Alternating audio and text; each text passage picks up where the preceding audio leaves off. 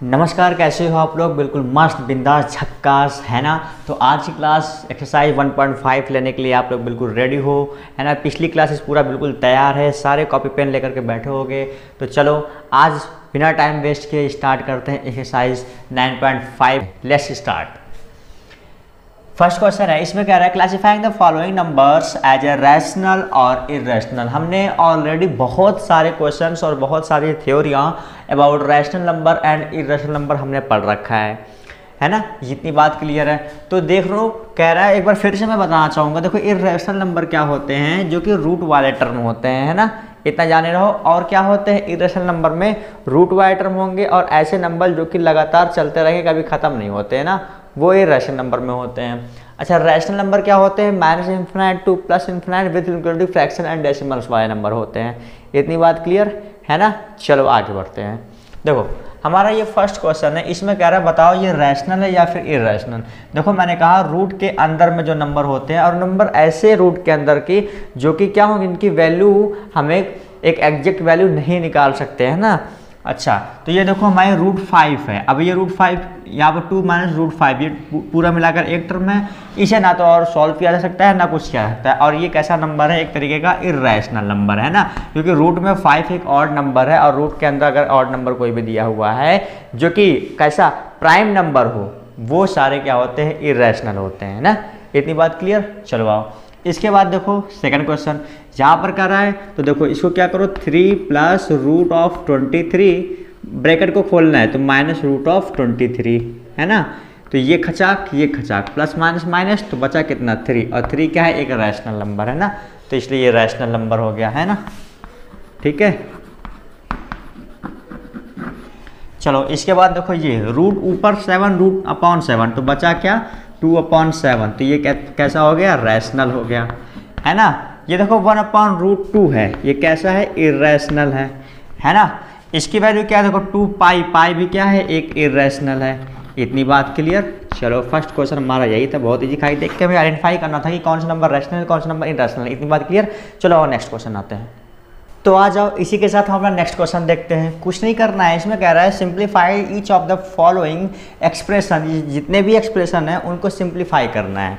देखो होता क्या है कि हमने पता है कि ब्रैकेट के अंदर जो भी एलिमेंट है, अगर उसको सेकंड ब्रैकेट्स के अंदर एलिमेंट है उनके साथ हमें प्रोडक्ट करना है या मल्टीप्लाई करना है या फिर सिंप्लीफाई करना है, और कुछ इस तरीके का टर्म हो, एक ब्रैकेट में कुछ हो एक ब्रैकेट में कुछ हो, तो हमने क्या करना होता है, देखो आओ जो पहला वाला टर्म होता है ना, इसे एज इट इज लिख लेना होता है। सेकेंड वाला टर्म को ऐसे है यहाँ पर बिल्कुल कुछ नहीं छेड़छाड़ करते हुए लिख लेंगे। इसके बाद प्लस √3 है, इसे एज इट इज लिख लेंगे। इसके बाद सेकेंड वाला 2 प्लस √2, हमने इतना काम कर लेना है, हो गया।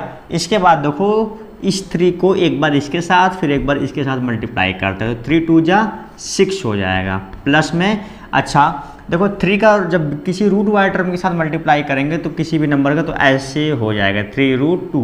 देखो जब भी ऐसे कि √2 मल्टीप्लाई √2 है, इसका मल्टीप्लाई करेंगे तो क्या होगा, √2 सेम है ना, तो सिर्फ √2 आएगा, है ना।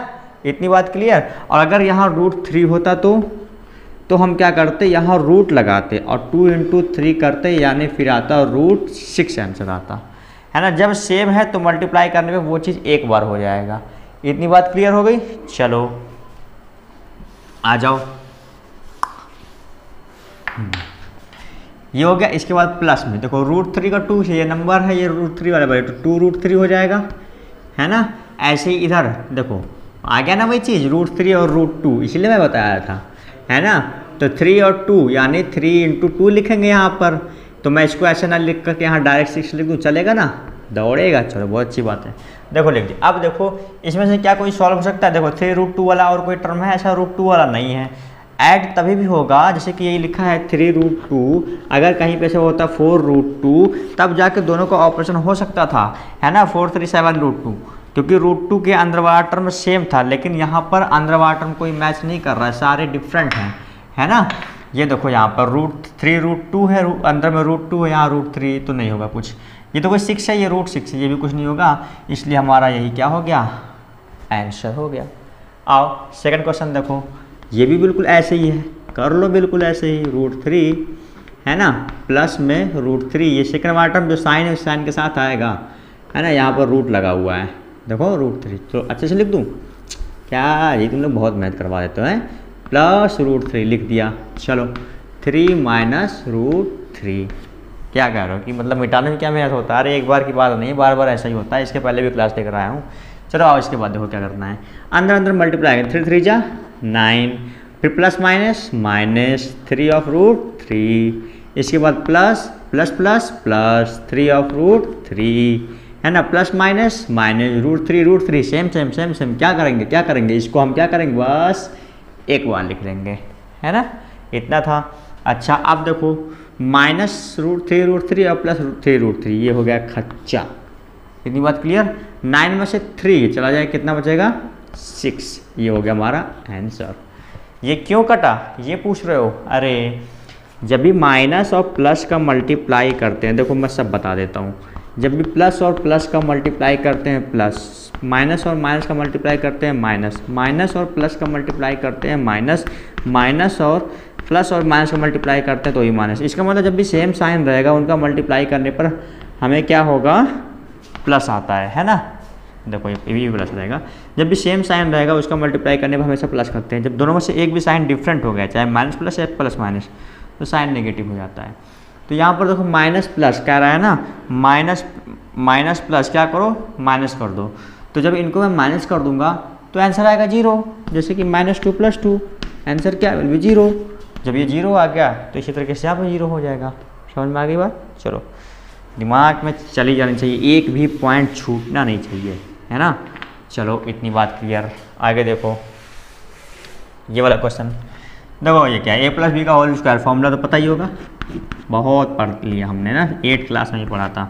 a + b का होल स्क्वायर तो क्या होता है, a² प्लस में b² प्लस में 2ab। क्या करो, गलत है, 2ab पहले b² बाद मारे प्लस है, कुछ भी लिखो कोई मतलब नहीं बनता है, ठीक है।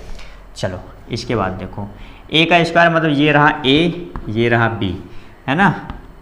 चलो a की जगह क्या है 5, तो यहाँ लिखो √5 का क्या हुआ, दिख नहीं रहा है, चौक चेंज कर दूँ लो। चलो √5 का स्क्वायर प्लस में √2 का स्क्वायर, b की जगह क्या है 2 है, √2 है तो √2 का स्क्वायर प्लस में 2 × 2 में a कितना है √5, है ना, और b कितना है √2, इतनी बात है। अच्छा √5 का स्क्वायर मतलब वही हो गया √5 × √5, और जब डबल बार रूट है और नंबर भी सेम है तो क्या होकर के आता है 5, है ना। चलो ये कितना हो गया 5, ये कितना हो गया 2, ये कितना हो गया, देखो अब ये 2 तो नंबर ऐट ही जाएगा, और ये रूट के अंदर डिफरेंट है, तो 5 2 जा 10, यानी 2√10 हो गया। समझ में आया? अच्छा अब ये देखो कितना हो जाएगा 5 2 7 + 2√10, यही हमारा आंसर हो गया।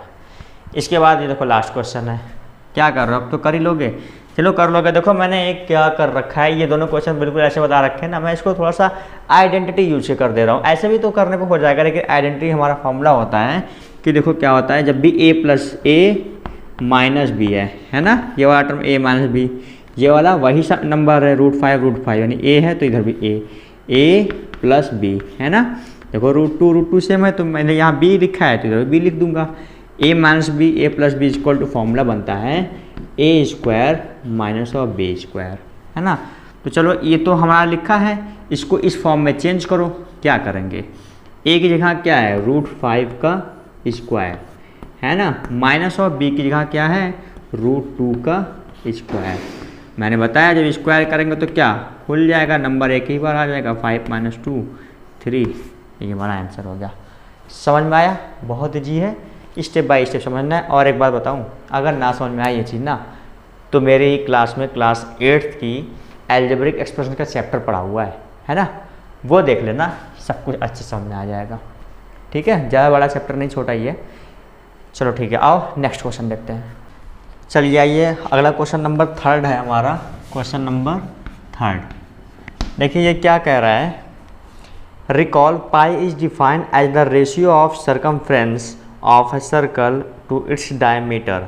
मतलब कह रहा है कि जो सरकमफ्रेंस है, मतलब पाई जो यहाँ पर है, सरकमफ्रेंस और डायमीटर का रेशियो दे रखा है, ठीक है। कह रहे हैं 10 pi = c/d, this seems to contradict the fact that pi is irrational.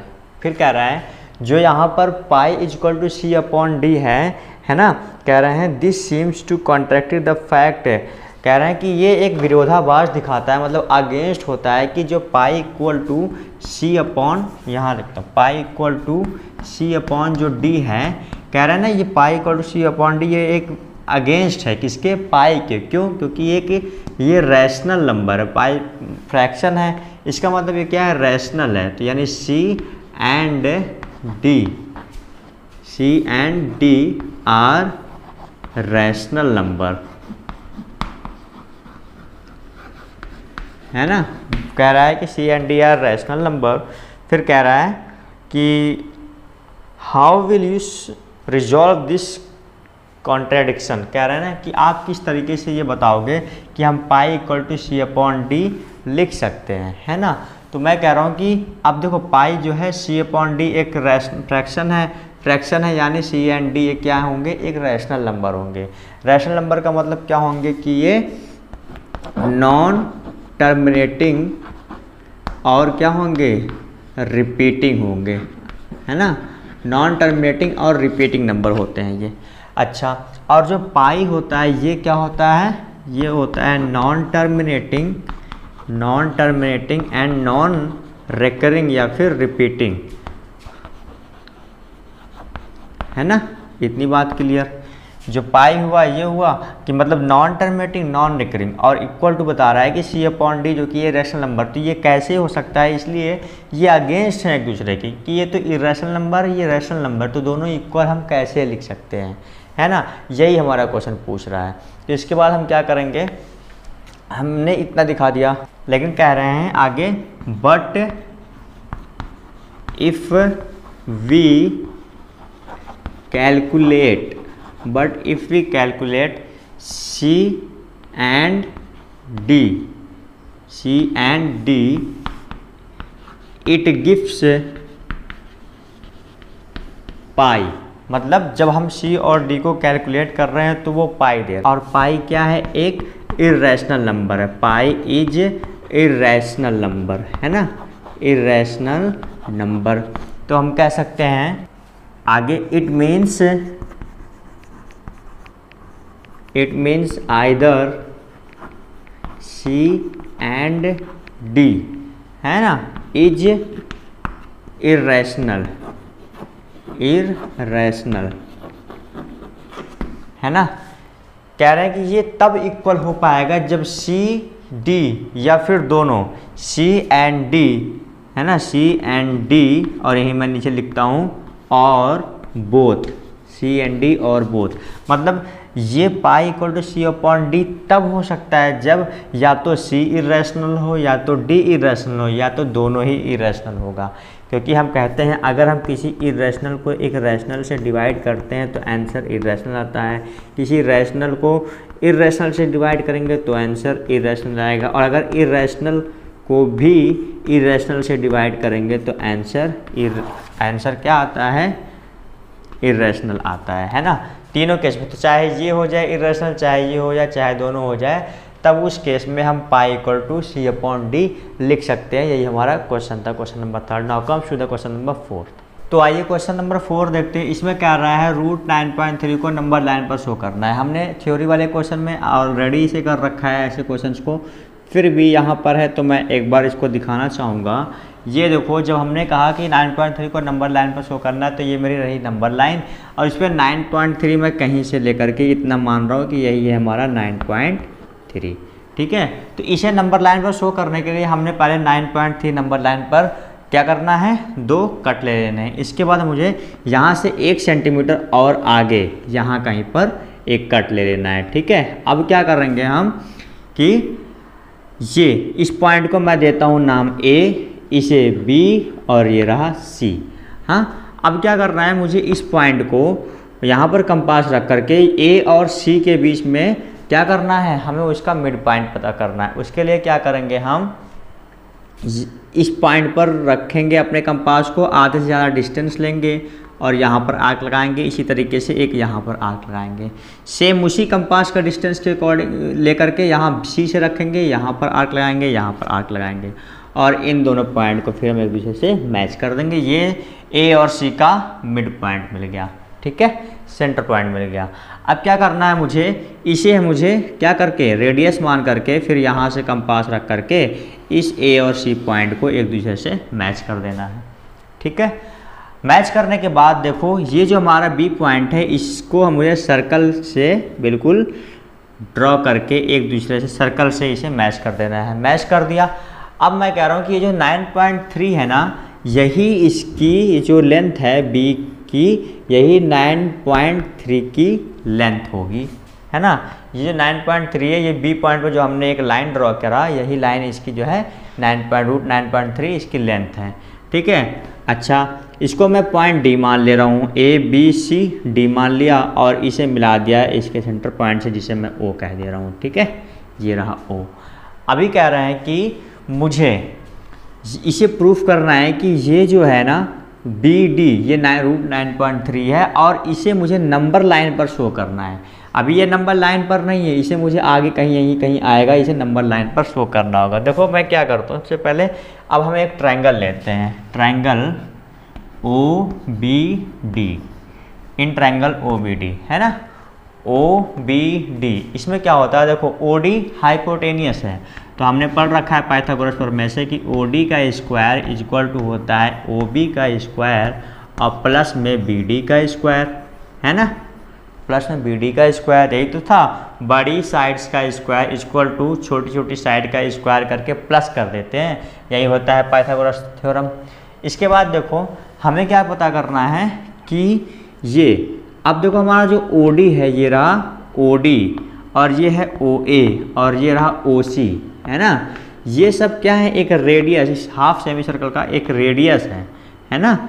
तो मैं क्या कहूँगा कि अगर मुझे पता करना है कि ये तो देखो पूरा पहले डायमीटर अगर देखा जाए तो कितना होगा, है ना, ये 9.3 और प्लस में 1 यानी ये हो गया 10.3 टोटल, यही तो होगा। जैसे कि 9.3 में अगर हम 1 जोड़ेंगे तो 1 पॉइंट ऐसे 0 करेंगे, पॉइंट वाले टर्म को उसके आगे लिखते हैं, तो ये 3 हो गया, ये हो गया 10 यानी 10.3 हो गया, है ना। चलो इसी तरीके से अब मुझे क्या करना है कि मुझे इस टर्म को पता करना है ये कितना है, ठीक है। तो ये अगर देखो ये रेडियस कितना का हाफ कितना आएगा, है ना, अगर मैं इसी 10.3 का हाफ कर दूंगा तो ये मिल जाएगा हमें 10.3 का हाफ, यहाँ 2 कर दो क्योंकि रेडियस डायमीटर की हाफ होती है ना। इसी तरीके से अगर मुझे ओ बी पता करना होगा तो मैं क्या करूँगा, ओ सी माइनस ओ बी कर दूँगा, ओ सी माइनस ओ बी। तो मैं इसी में से जब ये रहा ओ सी माइनस ओ बी, ये O C minus B C, sorry B C जब करूँगा तो हमें क्या मिलेगा, ओ बी मिलेगा, ये वाला ओ बी मिल जाएगा। तो देखो ओ सी कितना है, ओ सी कितना है बताओ कितना है, ओ सी 10.3 है ये, है ना। 10.3 का हाफ कर देंगे तो हमें क्या मिल जाएगा, यानी अगर इसको यहाँ ऐसे मैं करूँ, चलो इसी से कर देता हूँ, ओ सी कितना है, चलो ये नहीं करो, रुको ऐसे भी निकल जाएगा, बट देखो ये कितना आएगा सेमी सर्कल, ये वाला रेडियस कितना आ जाएगा, ये वाला ये आएगा हमारा 10.3/2 पूरा यहाँ तक, और इसी में से -1 कर दूंगा तो ये ओ सी की वैल्यू निकल जाएगी, है ना। ठीक है, तो चलो अब मुझे क्या करना है, यहाँ पर मैं इसके थ्रू प्रूफ करता हूँ ये सारी चीज़ें। मुझे निकालना है क्या, देखो पहले मैं कहूँगा कि O D is equal to O A is equal to O C, ये सब कितना है मिला करके 10.3/2, क्योंकि ये रेडियस है ना, तो ये 10.3/2 हो जाएगा। मैंने ऑलरेडी वहाँ पर कर रखा है, बट यहाँ पे देखो इसके बाद क्या करना है, मुझे ओ बी निकालना है। तो ओ बी निकालने के लिए मुझे क्या करना होगा, O B equal to O C minus में यही ओ सी माइनस में बी सी, माइनस में बी सी। तो ओ सी कितना है, ओ सी कितना हो जाएगा टोटल, ये हो जाएगा 10.3। ये देखो यहाँ मैंने लिखा है ओ सी इक्वल 10.3/2, है ना, अपॉन में 2। माइनस में 1 है ना। अच्छा तो 2 1 जा 2, इसका क्या करेंगे मल्टीप्लाई अकॉर्डिंग टू साइन, इसमें सब्ट्रैक्ट कर देंगे तो यहाँ माइनस लगा हुआ है ना।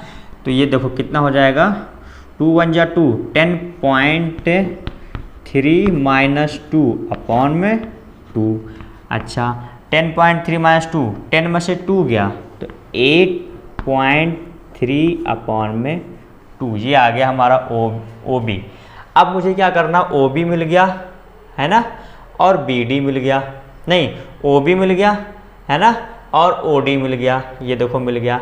अब मुझे इस फॉर्मूले में रख करके बी डी का स्क्वायर वैल्यू रख करके इसे प्रूफ कर दें कि ये 9.3 होगा। तो आओ आगे देखते हैं, आगे यहाँ मैं कर देता हूँ, ठीक है। देखो ओ डी का स्क्वायर लिखता हूँ एक बार, ओ डी का square is equal to O B का स्क्वायर और प्लस में बी डी का स्क्वायर। देखो क्या करना है, मुझे बी डी का स्क्वायर प्रूफ करना है ना। तो बी डी का स्क्वायर इधर ही रोक लो, इसको इधर भेज दो, तो हो जाएगा ओ डी का square minus of O B का square is equal to B D का स्क्वायर। इतनी बात क्लियर है ना। चलो वैल्यू रखो, ओ डी की वैल्यू क्या है, ओ डी की वैल्यू है 10.3 अपॉन में 2 का होल स्क्वायर माइनस में ओ बी की वैल्यू क्या है, ओ बी की वैल्यू 8.3 अपॉन में 2 का होल स्क्वायर है ना। इसके बाद बी डी का स्क्वायर, बी डी का स्क्वायर है ना। अच्छा ये देखो इनको जब हम सॉल्व कर लेंगे, इनको सॉल्व कर लेंगे, कुछ नहीं करना है, 10.3 का होल स्क्वायर और 2 का होल स्क्वायर, इसे हम सॉल्व कर लेंगे। इन दोनों को सॉल्व करने के बाद लास्ट में हमारा यही आएगा, बी डी का स्क्वायर इज इक्वल टू आ जाएगा 9.3 है ना। तो यानी हम कह देंगे बी डी इक्वल टू यही जो 9.3 है ना, इसी पे रूट लगा देंगे, क्योंकि यहाँ से स्क्वायर वाले को हम हटा देंगे तो रूट लग जाएगा। समझ में आ गया। तो ये प्रूफ भी हो गया कि बी डी जो है हमारा, ये बी डी रूट 9.3 होगा। इसे सॉल्व कर लेना, इतना ही आएगा, ठीक है। चलो करके बताना कमेंट सेक्शन में आ रहा है कि नहीं, आएगा ही आएगा। अब हमें क्या करना है, इस डी पॉइंट को क्या करना है, इतना यहाँ बी पॉइंट से डी पॉइंट से बी कंपास को बी पॉइंट पर रखेंगे और डी तक बढ़ाएंगे, बढ़ा करके यहाँ से एक आर्क लगाएंगे जो कि किसी इस पॉइंट पर जाएगा, जिसका नाम है ही 9.3 जो हमारा नंबर लाइन पर शो हो गया, ठीक है। ये था हमारा question number 4। Now comes to the question number 5। तो आइए देखिए क्वेश्चन नंबर 5 है जो कि लास्ट क्वेश्चन है, ठीक है। इसके लिए क्या करना है, हमें रैशनलाइज, हमने पढ़ रखा है क्या होता है रैशनलाइज। डिनोमिनेटर या न्यूमरेटर में पढ़ा रखा है, फिर भी सुन लो। न्यूमरेटर या डिनोमिनेटर या डिनोमिनेटर या न्यूमरेटर में किसी भी इर्रेशनल नंबर्स को रैशनल नंबर में चेंज कर देना ही रैशनलाइज कहलाता है। समझ में आ गया। To change the denominator and numerator from irrational to rational is called a rationalize, ठीक है। इतनी बात हो गई। और क्या होता है इसमें, हमारे इस चैप्टर 1.5 में, चैप्टर 1 में, क्लास 9th में हमें सिर्फ डिनोमिनेटर को चेंज करना होता है, ठीक है। हमारे सिलेबस में सिर्फ डिनोमिनेटर को चेंज करना है रैशनल में, बस इतनी सी बात है। आओ देखो हमारे यहाँ पर जहाँ कहीं भी देखोगे तो इरेशनल नंबर हमें डिनोमिनेटर में ही दिखता होगा, ठीक है, क्योंकि ये हमारे यही सिलेबस में है। देखो इसे चेंज करना है तो क्या करेंगे हम, 1 अपॉन में √7 को मल्टीप्लाई कर देंगे √7 अपॉन √7, सेम से। ऊपर क्यों किया, इसे बैलेंस करने के लिए, क्योंकि अगर हम कोई ऑपरेशन डिनोमिनेटर में कर रहे हैं तो हम न्यूमरेटर में भी वही ऑपरेशन करेंगे, ठीक है। तो ये देखो 1 से इसमें मल्टीप्लाई होगा तो ये √7, और मैंने बताया है इन दोनों को मल्टीप्लाई सेम तो सिर्फ 7 बचेगा। ये हो गया फर्स्ट वाला रैशनलाइज हो गया, जिसमें हमारा डिनोमिनेटर को हमने चेंज कर दिया, ठीक है। सेकंड क्वेश्चन देखो, यहाँ पर भी सेम ऐसा ही है, 1 अपॉन में √7 माइनस √6 है, इसको मल्टीप्लाई करेंगे तो यही देखो √7 और यहाँ √7 और ये √6। देखो मैंने गैप क्यों दिया, कुछ मकसद होगा, क्योंकि यहाँ पर देखो जब रैशनलाइज करेंगे ऐसे 2 डिजिट हैं, बीच में अगर माइनस है तो यहाँ प्लस लगाएंगे, अब प्लस है तो माइनस करेंगे, ये मेथड है, ठीक है। चलो आगे देखते हैं। अब क्या करेंगे, ऊपर वाले का तो मल्टीप्लाई करेंगे 1 से तो एट इज रह जाएगा। नीचे का देखो √7 और √7 का मल्टीप्लाई 7 और माइनस प्लस माइनस √6 का √6 का। अच्छा वैसे भी देख लो फॉर्मूला के अकॉर्डिंग a माइनस बी और a प्लस बी, फॉर्मूला पता है ना, a minus B a plus B होता है a square minus of B square. तो माइनस √7 का स्क्वायर माइनस √6 का स्क्वायर है ना, बस हो गया। देखो √7 प्लस ऑफ √6 अपॉन में 7 का स्क्वायर 7, 6 का स्क्वायर 6, 7 माइनस 6, यही हो गया हमारा आंसर है ना, अपॉन 1 कर दो, चलो हो गया ये आंसर। ठीक है, इसी तरीके से इधर आ जाओ, इधर करेंगे। अब तो जान ही गए हो, कलाकार तो हो ही, सारे आंसर ही एकदम आ रहा होगा अब ना। तो क्या करेंगे, मल्टीप्लाई करेंगे।